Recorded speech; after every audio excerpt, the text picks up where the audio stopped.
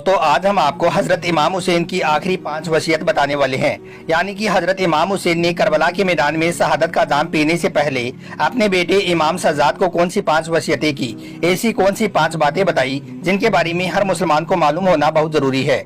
इसलिए आज का यह वीडियो आप सभी के लिए बहुत खास है, आप इसको आखिर तक जरूर देखें। और सबसे पहले अगर आपको इमाम हुसैन से मोहब्बत है तो आप इस वीडियो को दिल से एक लाइक करें और कमेंट बॉक्स में या हुसैन लिखकर शेयर भी कर दें ताकि और भी लोगों के पास में यह वीडियो पहुंच जाए। तो चलिए दोस्तों शुरू करते हैं। दोस्तों जब करबला के मैदान में हजरत इमाम हुसैन के असहाबे औलाद और तमाम साथी शहीद हो गई तो आप तमाम बीबियों को अलविदा कहने के बाद इमाम सज्जाद के खेमे में गई, जहां पर इमाम सज्जाद अपनी बीमारी की हालत में सो रही थी।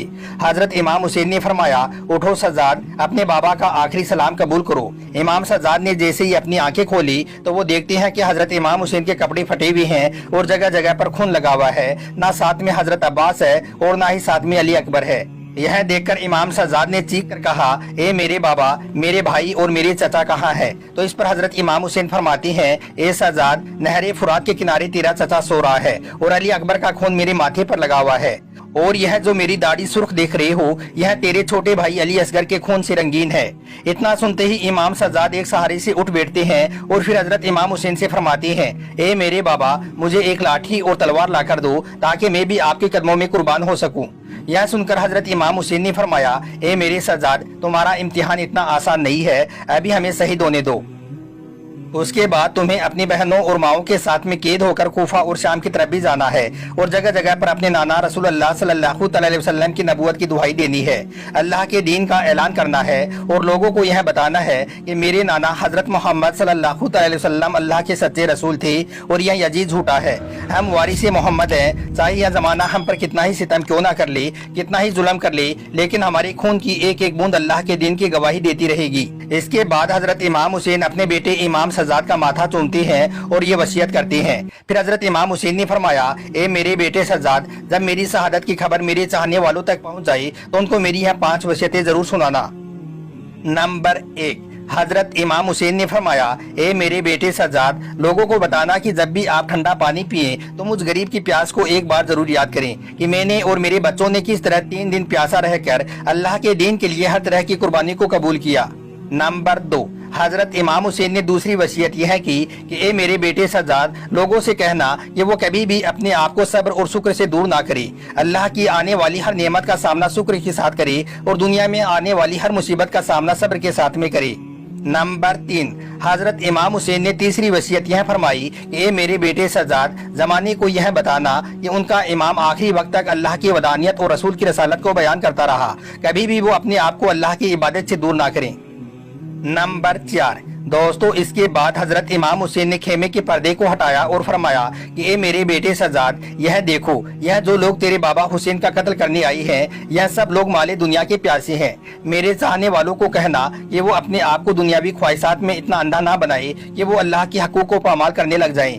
और नंबर 5, हजरत इमाम हुसैन ने 5वीं वसीयत यह फरमाई कि ए मेरे बेटे सज्जाद, दुनिया वालों को बताना कि वो जहाँ भी रहें अपने अमाल को इतना खूबसूरत रखें कि आसपास के लोग फख्र से कहें, यह अहले बैत को मानने वाले लोग हैं जो कभी झूठ नहीं बोलते हैं, कभी किसी का हक नहीं मारते हैं, अपने आस पड़ोस वालों का एहतराम करते हैं, अपने माँ बाप की इज्जत करते हैं, अपने बच्चों की अच्छी तरह से परवरिश करते हैं, इनके घर की औरतें पर्दे का एहतमाम करती हैं और यह हमेशा गीबत और हसद से दूर रहते हैं। ए मेरे बेटे सज्जाद, मेरे चाहने वालों को यह बताना कि उनके नेक अमाल वक्त के इमाम के लिए राहत का सबब होते हैं और उनके बाद अमाल इमाम वक्त के लिए आंसुओं का सबब बनते हैं। ए मेरे बेटे सज्जाद, मेरे बाद जब ख्याम जलने लगे तो अल्लाह का शुक्र अदा करना, क्योंकि तुम्हारे शुक्र से अल्लाह की नेमतें कायम रहेंगी। और ए मेरे बेटे, मेरे जाने के बाद तमाम अहले बैत के खानदान को दिलासा देना कि वो कदम कदम पर अल्लाह का शुक्र अदा करने को खत्म ना करें, क्योंकि अल्लाह उनको सबसे ज्यादा अजीज रखता है जो मुसीबत में भी अल्लाह का शुक्र अदा करते हैं। इतना सुनते ही इमाम सज्जाद ज़ारो कतार रोने लगते हैं। उसके बाद हजरत इमाम हुसैन अलविदा कहते हैं और मैदान करबला में जाते हैं।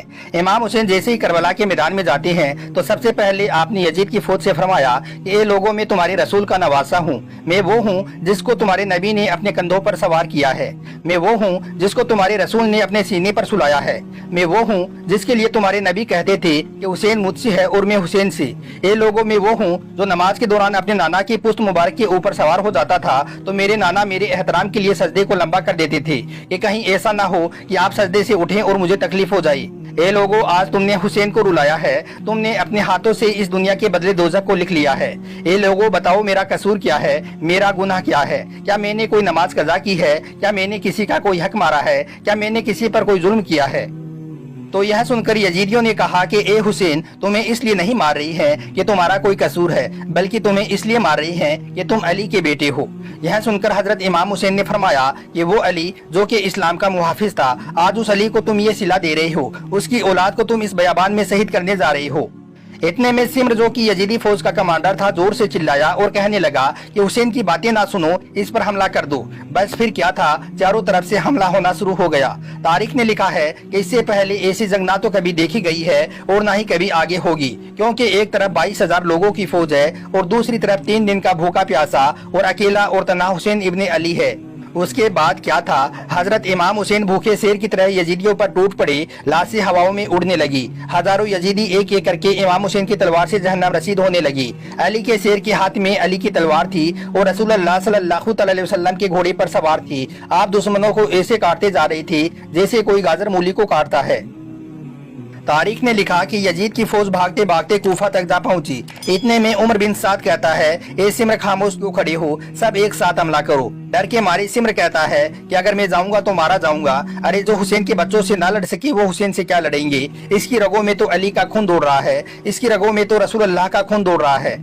इतने में सिमर चिल्लाया, जाओ और जाकर हुसैन की खेमों में आग लगा दो। उसके बाद इमाम हुसैन के खेमों में आग लगा दी गई। फिर उमर बिन साद कहता है, ए हुरमाला, हुसैन पर सब एक साथ तीर चलाओ। उसके बाद हजारों की फौज ने इमाम हुसैन के ऊपर एक साथ तीर चलाना शुरू कर दिया। हजरत इमाम हुसैन कभी फौज की तरफ जाती हैं तो कभी खेमों की तरफ। इतने में उमर बिन साद कहता है कि जिसके पास में जो भी चीज हो उसको फेंक कर मारो। उसके बाद किसी ने नेजा मारा तो किसी ने तलवार फेंक कर मारनी शुरू कर दी। तो कोई तीर मार रहा था तो कोई पत्थर उठाकर मार रहा था, और जिसके पास मारने के लिए कुछ भी नहीं था वो करबला की गर्म मिट्टी को उठाकर मारने लगा। इतने में करबला के मैदान में अजान की आवाज गूंजने लगी और गेब से आवाज आई, ए हुसैन रुक जाओ, तुम कामयाब हो गई। इमाम हुसैन ने जैसे यह सुना तो अपना सर झुका लिया और अपने हाथ रोक लिए और अल्लाह का शुक्र अदा करने लगी। उसके बाद वो पत्थर, नेजे, तलवारी, तीरे और जो करबला की गर्म मिट्टी थी आपके जिस्म पर लगती रही। इतने में हजरत इमाम हुसैन अपने घोड़े की पीठ से जमीन पर आ गिरे। उमर बिन साद ने सोचा कि यही एक मौका है इन्हें कत्ल करने का।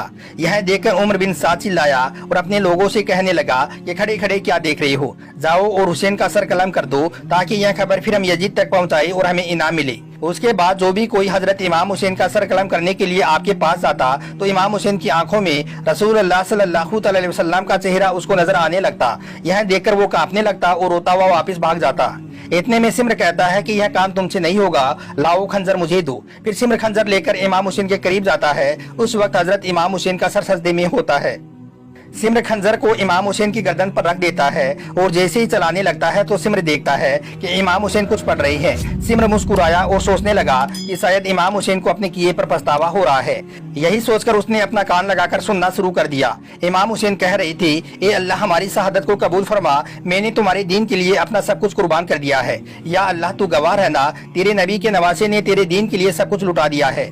सिमर ने देखा कि इमाम हुसैन तो इस हालत में भी अल्लाह का शुक्र अदा कर रहे हैं और अपने रब की हमदो सना बयान कर रहे हैं। यह देखकर सिमर बहुत हैरान हुआ। इतने में हजरत इमाम हुसैन ने अपनी आंखें खोली तो सिमर को अपने पास में देखकर कहा कि ए बदबख्त, क्या तुझे पता नहीं कि मैं कौन हूँ? सिमर ने कहा कि हाँ, मुझे पता है, तू रसूलुल्लाह का नवासा है, अली का बेटा है और फातिमा का लाल है।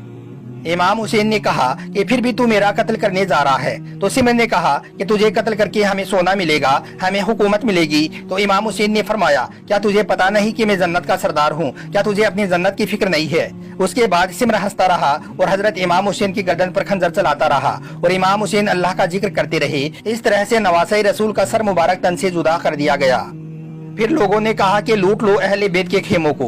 उसके बाद यजीद की फौज ने एक एक करके हर चीज को लूटना शुरू कर दिया। इतने में उमर बिन साद कहता है कि यजीद का हुक्म है कि सबके सरों को जिस्म से अलग करके मेरे पास में लाया जाए और लाशों पर घोड़े दौड़ाए जाएं, ताकि दुनिया को यह मालूम हो जाए यजीद के सामने जो भी कोई आएगा उनकी बहन बेटियों को वो बेपर्दा कर देगा। उसके बाद सबके सर को तन से जुदा कर दिया गया और लाशों पर घोड़े दौड़ाए गए। नवासे रसूल को पामाल किया गया। इधर यजीद की फौजें खुशियां मना रही थी और उधर रसूलुल्लाह की बेटियां रो रही थी। बस इतनी ही देर में अंधेरा छा गया। 61 हिजरी 10 मुहर्रम का वो दिन था जब अंधेरा वक्त से पहले